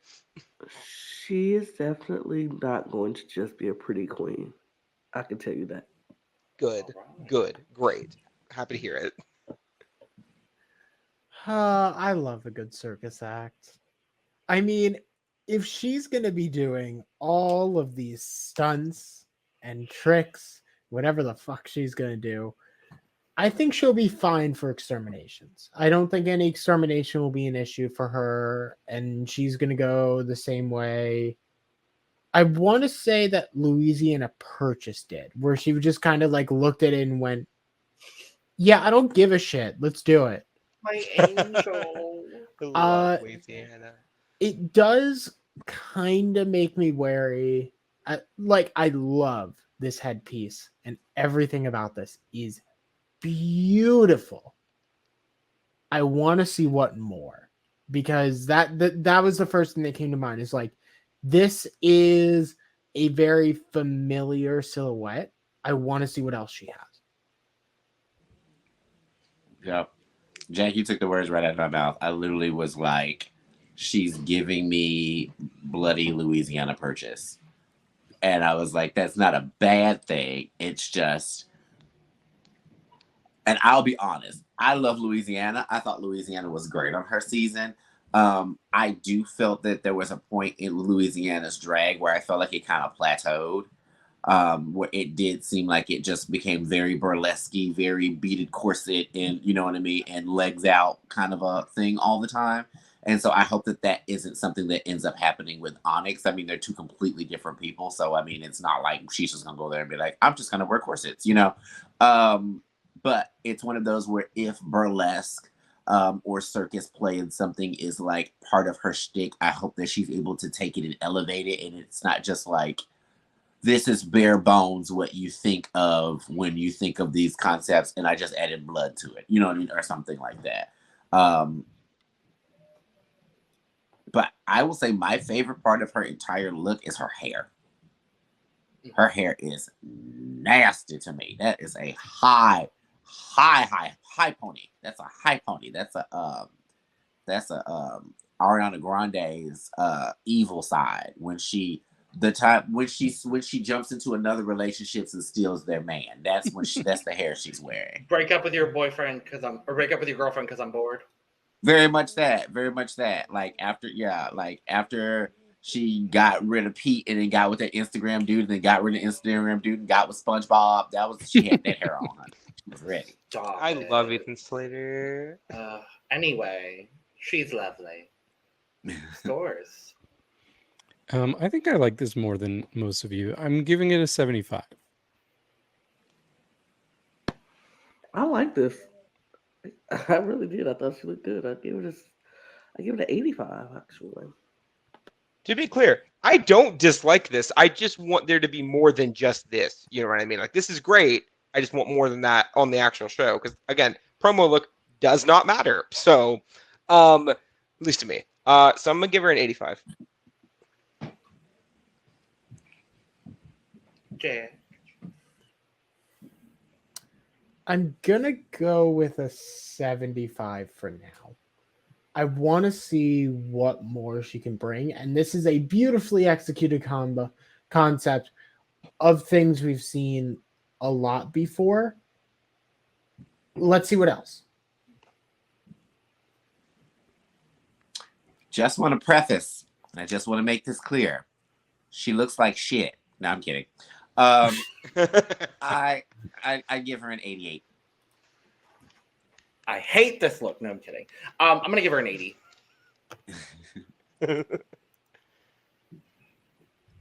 Next up, Orkgotik. That's gonna be a name that I have to learn. Orkgotik. Orkgotik. That's such a great name. But he is. It's funny because the way that my camera and everything is positioned, his name is hidden, so I can't fully see his name. So it looks like it says his name is he, him. He, him. It's he, him. Oh my god. Come on, he, him. Come on, he, him. No, this is Orkgotik. The third of our international competitors from Argentina. How fucking cool. Am I correct in saying Orkgotik is the first international king that's ever been on Dragula? I don't believe they identify as a king. According to what I see here, it's just drag artist. Yes. So I think it's less king, more just Creature. artist in general. Yeah, there's only two Got it. official kings. Yeah. And we haven't talked about this. I will retract my statement. You're good. Don't worry about it. So Orkgotik is one of the diverse international competitors on the 5th season of the Boulet Brothers Dragula, hailing from South America, Argentina. You could just say Argentina. It's a country. We know Buenos what country Aires. it's from, but all right. He has come to the U.S. for the first time to compete on the show and feature his truly unique and horrifying drag skills. He uses his experimental prosthetic work to create otherworldly, nightmarish visions that celebrate despair, desire, and the darkness that lives in us all. First of all, I will say I love a prosthetic performer, so I'm super excited for that. We need more of those on Drag Race, actually. But as far as what the Boulet said, they actually said that Orkgotik was cast on season 4 originally. Yeah. But there were issues with the visa due to the pandemic, so COVID it wasn't. stuff, Yeah, it wasn't able to work out. But they were like, we really would have liked to see how Orkgotik would have been on the same season as Dali, just to see like how that would have gone between the two of them. So who was the alternate? Who do we think was the alternate? I don't know. Who took his place? Yeah. From season 4? Astrid. Probably. Actually, Maybe. No. I wouldn't say Astrid. My guess is that they honestly, brought it an could've been extra Betty. person back. Maybe. Honestly, it could have been Bitter Betty because she lives in LA. Yeah. Yeah. Well, I wish he was on there instead of that bitch. I mean, she was somebody in her season when she came out. I was just kind of like, no. Low-key, I could see it being Zavaleta as well. Anyway, David, what did they have to say about Orkgotik? Yeah, they really like the aesthetic that Orkgotik has. They say that he kind of takes the gender out of drag and takes the humanity out of drag and just becomes like a non-gender monster without like being a human, which is very intriguing, and I can't wait to see that. In fact, they're one of the ones I'm most hyped up about. They also talked a lot about the Club Kid boots. Because I was about to say when it came up, I couldn't tell if those were Club Kid boots or not, but if they are, that is a death sentence on the show. Well, maybe they do not care for pleasers. But the thing is, you all should actually anybody watching, go listen to their podcast when they talk about Orkgotik, because they clarify that they do not have an issue with Club Kid boots if they're done well. Right. That's what I'm about to say. Yeah, they don't like the cheap ones that became popular and were sold at Hot Topic or whatever that everybody keeps using. They don't like those. But if they're done well, and these don't look like those, so I can understand why they don't have a problem with it. They're in the same family, but they do look better. So they clarified on that, but I'm excited for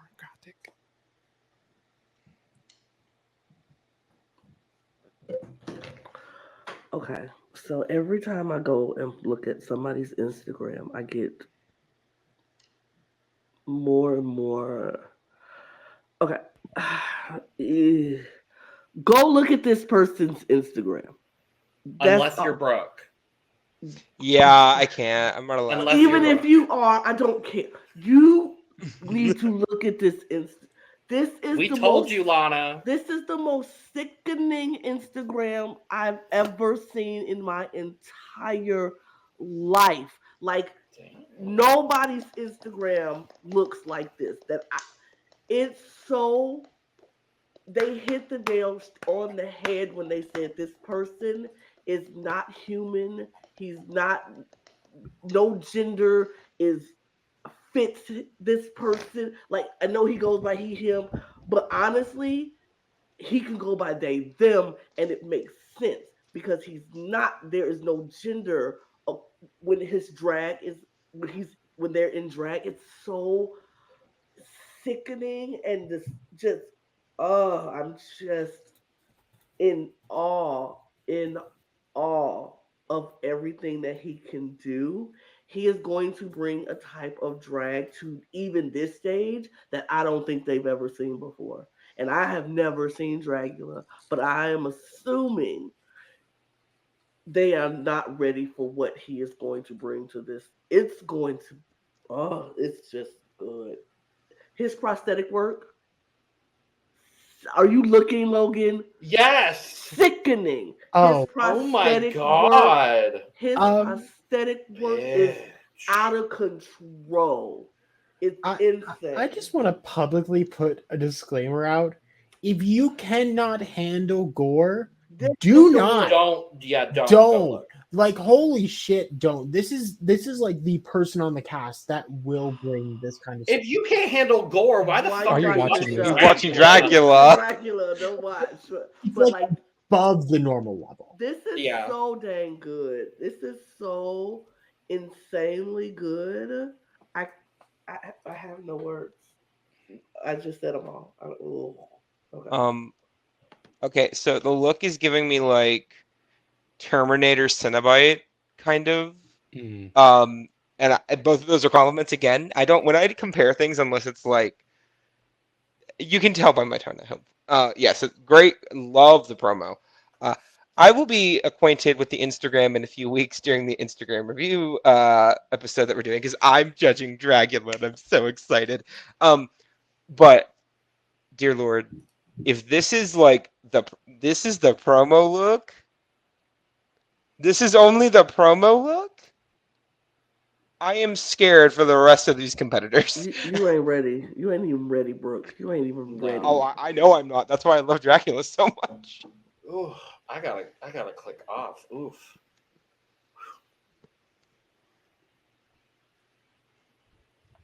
Jack. So Orkgotik was when I was looking through the cast, like maybe a month ago, like when the rumors were pretty set in stone, I was like, okay, all of these seem like pretty traditional performers. Traditional is a hard word, but like these are somewhat similar silhouettes to what you might see. Orkgotik stopped me because, I mean, I looked at it and went, what am I looking at? And then I looked at their Instagram and went, Lord have mercy. This is a brutal performer who will, like, their stuff is incredible. It is disturbing in ways I did not even realize were a thing. And oh my God, I'm just ready to see what they bring. Because if Orkgotik is similar to what Victoria Elizabeth Black brought in terms of her prosthetics, good luck to this cast. Better. Better.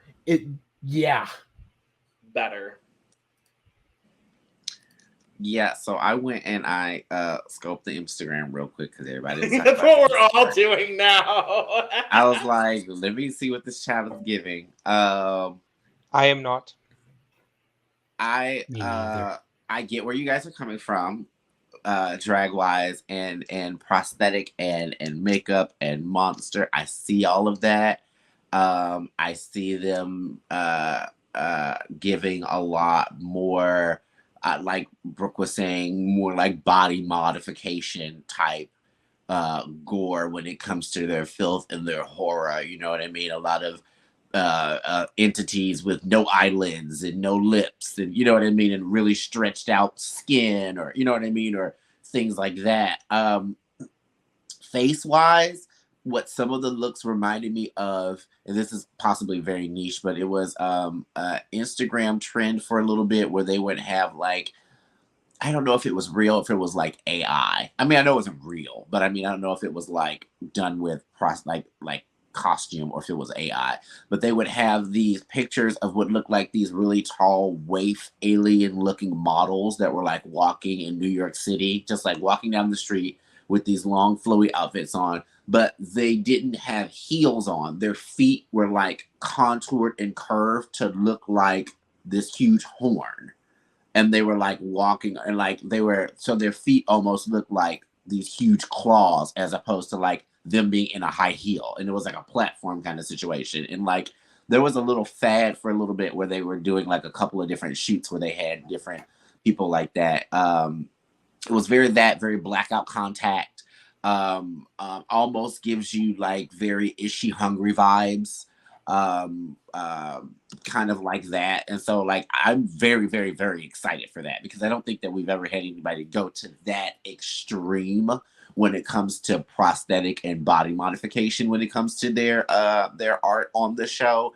I would say Victoria's probably one of the people that's gone the farthest when it comes to body mod, where it looks that like realistic, where it's like, no, this like you look like you're deformed. You know what I mean? Like that's what I was getting a lot from their Instagram. It was like a lot of like this like baby got burned in a fire. You're like it's very like visceral is the word that I kind of want to use.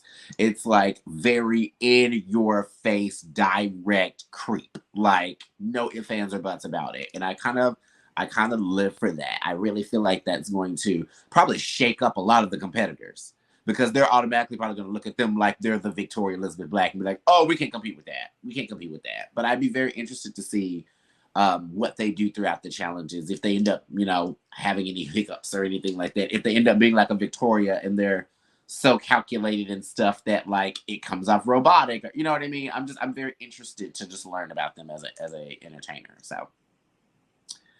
Yes. Come on, him. Scores. Also, I want to point out the headpiece is kind of giving me Eve the Bunny.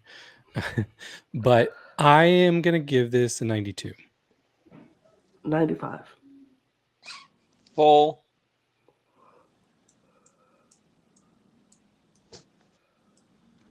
Jack? I'm trying to think, because it's like I love them so much, but also it's like the Club Kid boots. Oh, whatever. Yeah, Don't. fine. Full. I was gonna say, don't buy into what production tells you, because that's how it goes. If they didn't complain about Club Kid boots, we wouldn't even notice it or care. So I have to take it in that perspective. But yeah, as my unofficial twin, Evil the Bunny, yeah, I would give him a full.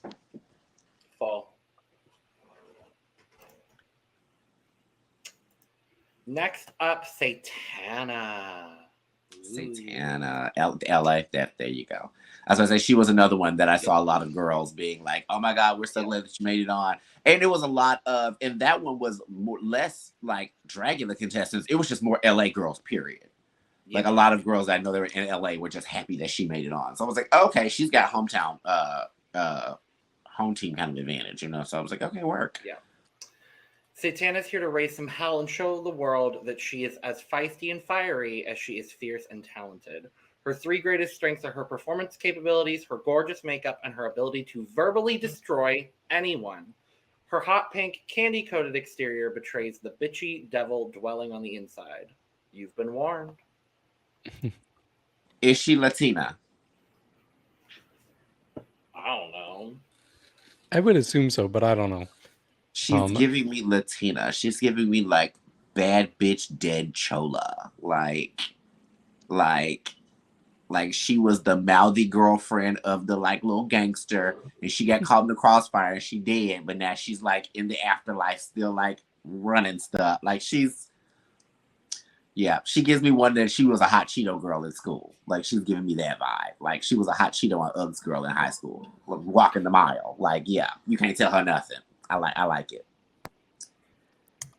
So listening to the Boulets podcast, I learned that she's our third trans girl.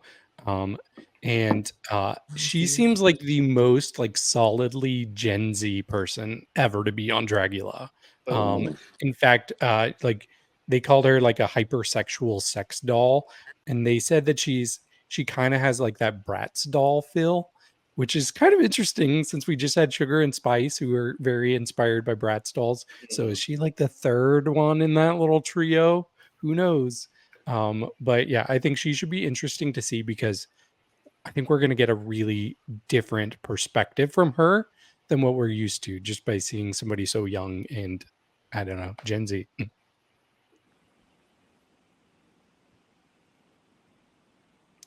Next person, Brook. Oh, is Lana not going? Okay. We're skipping for now. Okay, sounds good. I love the aesthetic. I'm here for it. At least in this one picture, I love that this aesthetic.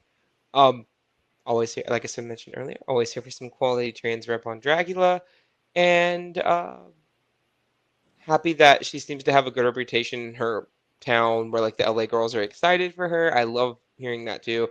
I'm trying to hold my opinions until the Instagram review because I want to be like completely surprised by these people. So I'm trying not to go too overboard tonight. But yeah, this particular outfit's great, and I'm really excited for her. David, it's funny that you mention kind of a Sugar and Spice style dynamic because we do have Satanna and Cynthia Doll. Like, we do have two queens that could be compared in like a very similar doll like aesthetic. I really, really like this outfit, and the amount of energy she was just giving on the runway. I want to see what she can do. She reminds me of someone that would get more onto Drag Race versus Dragula, but granted, that doesn't mean anything. I want to see what doors she can kick down. Satanna, Anna. So Miss Satanna, she gives me very fun party. Don't get it twisted. She'll probably drink a fifth, like straight out the bottle, and then try to steal your man. She's giving me like if they had a Dragula version of the Bad Girls Club. Like I could see her as being like one of the bad girls on the Bad Girls Club if she was like a Dragula version or something. Basically that would just be her and Zavaleta just yelling at each other. But I live for it. I like that you guys said that she's like the most Gen Z. I get that from her. I also hope that does not end up kind of biting her in the butt.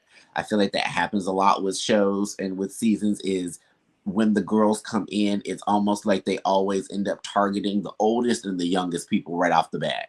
Of being like, you're too old to be here or you're too young and you don't know what you're doing. But I love it when those people end up flipping the script and surprising the rest of the cast. You know what I mean? So I would love for people to underestimate her because she's the youngest one. And then she comes in and just starts bulldozing them. And they're like, wait a minute, we got to backtrack because we didn't know she was going to bring that. I feel like she's got a unexpected level of attitude to her that I think that the girls might not be able to take. And I'm very interested to see Miss Satanna in. I think she's pretty and lovely, and I'm excited to see what she brings. Oh, also as well, just throwing that in there real quick because she is very pretty. She looks a lot like should we get back to making everybody drink whenever I name drop? No. Okay, good. She looks very, very much like a drag entertainer that lives in Chicago by the name of Seashell, who is Miss Toto's daughter. And she also did the makeup for We're Here. I think it might have been season 2. I think it might have been the season before. Actually, I think it might have been just a couple of episodes. I don't think it was a full season, but I think it was a couple of episodes when Layla wasn't available. She did makeup for We're Here. So she's a very, very, very accomplished makeup artist. Like, she kind of looks like she could be twins with her, to be honest with you. But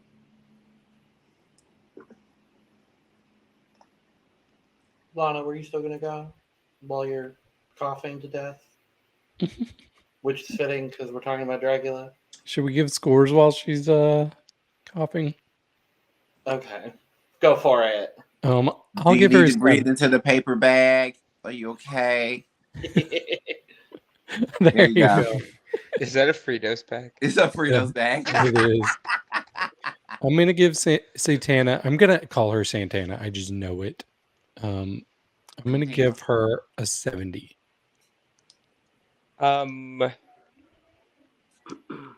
80. I'm gonna go with the 75.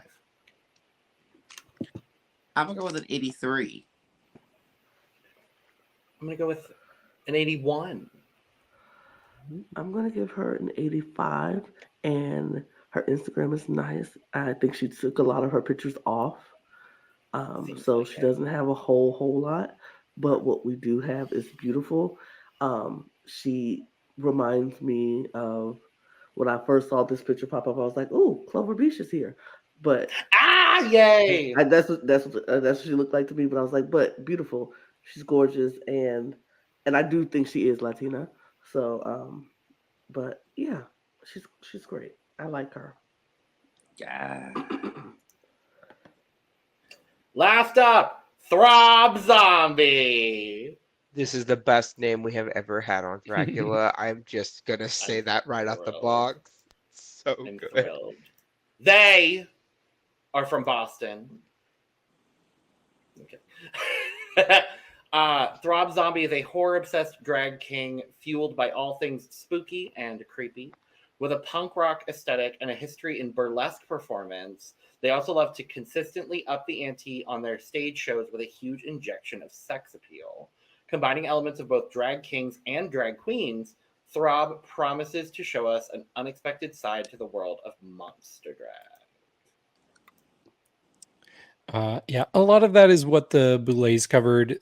They talked about how Throb takes monsters and just kind of mixes them with sex. So I think that should be interesting. We're kind of seeing that here a little bit. They said that they're a performer like they've never seen before. So that's some big praise there, I think. But yeah, they also brought up that Throb is not just doing traditional king looks. There's going to be some very female presenting looks too. So I'm very interested to see the range that we're going to get from Throb. One of my early favorites for sure. I love having to be able to say Throb all season. It's like Throb's fighting with Satanna. I mean, if Throb is not going to give us just regular drag king looks, go to Instagram. Their looks are very wide range, so we don't have to worry about just seeing one particular look or one particular style. They're going to give us a lot of range, and it's spooky and it's glamorous and the makeup is going to be wonderful. It's somebody we should look forward to because once again, another Instagram that is really good, really, really, really good, and so I'm excited. This promo look is reminding me of a look from Titans, and I cannot put my finger on what look it is, but it's reminding me of something for some reason. I don't think it's Very Titans. excited. I think it might have been season 4 Dungeons and Dragons Challenge, Even Destruction. I was thinking Erica Clash's bat look. I was thinking Erica's as well. It might have been Erica's bat look, but it's a little bit more than that. Maybe I'm just shoving looks together in my head. Oh. But regardless, love the promo. Love the name. Incredible drag name. And again, always down for kings on any drag thing. Again, Drag Race. Take notes. So yeah, excited, and I cannot wait for the Instagram episode to see what more Throb has. So, Throb, later tonight, I'm going to give you my number, my socials. I'll fly out to where you are. Fuck me. But unfortunately for you, my darling diva angel, they are married. So is that a problem? Well, Will and Jada are married, and we know how that ended. Not Will and Jada. Too soon. I was just talking about for your specific relational situation, Jack. I'm looking out for you, my friend. Also, Aw. Eve, you nasty bitch. I love Eve. Simply put, yes, this is just an amazing style of drag where it's like, yeah, no, I'm just gonna be hot in whatever I wear. And knowing that they're going to swap between male presenting and femme presenting, and then probably also leading into androgyny, I want to see what they push, because this is someone where you don't know what kind of style they're going to bring, and that kind of versatility is something I want to see. She likes some verse. Ow. Throb Zombie.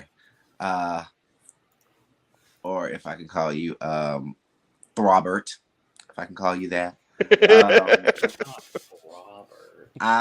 Thrag King.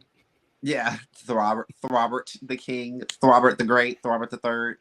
I have likes and dislikes with this look. Likes is I love the like the concept and the aesthetic and the way that you're pulling this off. I would say one of the downsides is, for me, for some reason, it's just the spray painted. It looks like the spray painted chest on the front of the outfit. It's just taking me. It's giving a hair costume, like, you know what I mean. But in retrospect, like comparing it to another bat look, like you guys were talking about, like Erica Clash's bat look, this looks way better than that, I would say.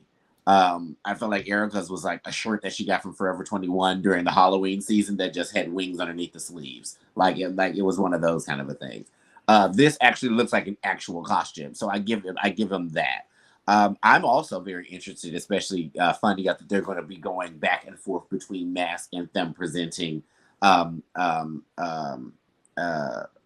presentations on the runway. I'm going to be very interested in that, because I lived and breathed for when Coco Kane did it. Oh my God. Coco looked insane in both ways. And I was like, and I in no way, Coco's my sister, I in no way knew in any way, shape, or fashion she could even do that. And she was like, oh yeah, I started doing king drag and stuff like that before I even really started getting into doing queen drag. So I'm like, what? So this could be really sickening. I hope we get some kind of a runway where they have to do like some kind of an alter ego or something like that. You know what I mean? Like something where we really get to see like the more femme version of Throb Zombie, and like, and it makes me wonder if they're going to be as hot as the mask presenting. You know what I mean? Like, are they just one of those people that's just hot regardless, or like? Yes. Okay, work. I'm down with that. I'm very down with that. If you all do not know, in YouTube land, I am one of those things that they like to call a clown fucker. So yeah, I likes that. I like some. And on that note, scores. I'm gonna give Throb an 89. I'm gonna give Throb a 85. I'm gonna give Throb a 88.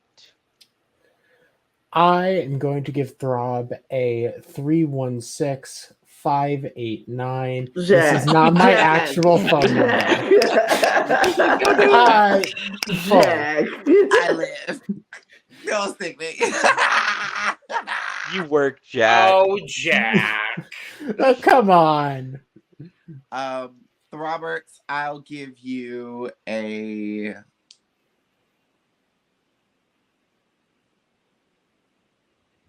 96. I'll give you 96.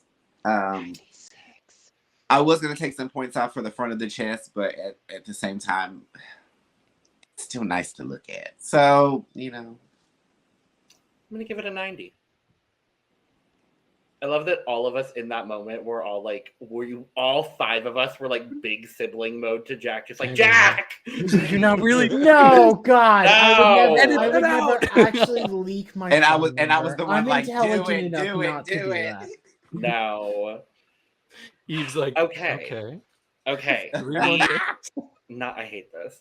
We're gonna do a very quick draft. Anyway, Eve, make your one pick. Okay. We All are right. not drafting that person who will not be named. Okay, cool. I mean, damn, because that's who I was really gonna go for. I just wanted to make sure. I'm like, baby, they were gonna be the leftover, so I was like, I would have got them if I was stuck with them. I'm kind of torn, but to be safe, because she is my homegirl, I'm gonna go with Blackberri. No. Damn it. Yeah. Lana, Jarvis. Brook. Anaphylactic. Oh my gosh. David. Orkgotik. I can't believe it. Stop taking my fucking. Well, Jack, you get both of your picks now. Yeah, I do. I'm gonna take Throb. Of course you will. And yeah, of course I would. And then, Do you need to know who's left? did anyone take Fantasia? No. No. You did. Yes, I did. God. Y'all are shady motherfucking bitches. I was for like, picking how? Fantasia in round 2. No. Yeah, man, all my top picks have been taken, but that's okay. That's shade. Look, there's the door, bitch. Come on, Cynthia Doll. Dang, that's what I was gonna pick. Shoot. Okay. As the annoying bitch, I will also pick the annoying bitch. So I'm gonna go with JK. God damn it. All right, Lana. Onyx or Satanna? I am going to take. I'm taking Onyx. Yes. Yes. So everyone got who we wanted. To a I degree. I don't think I would have been mad to have anybody on my team. That's Really, kind of like yeah. I got all my top 10 choice. of these performers I did too. are I got amazing. both of my top. Well, I got. My I mean, Everyone I- here got their top choice. I did not get my top choice. I did because somebody had to draft them first, Eve. Sorry, family rules. No, I'm totally being- valid. Totally valid. This is like fake irritation. Is it? And Yeah. on that note, we will be back shortly after Halloween to start discussing season 5 of the Boulet Brothers Dragula.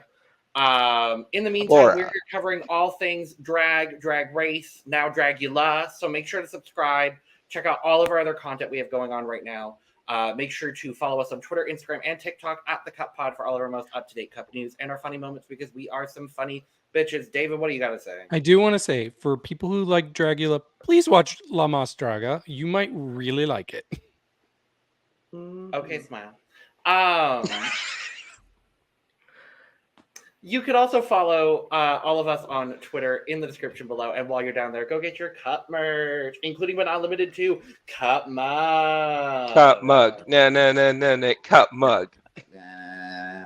And on that note, cheers. Bye, uglies. Bye. Y'all gotta Goodbye, find some better ugly. outro than ooh. I went this entire recording and I didn't even do my Boulet impression. Abora. Abora. I'm all right.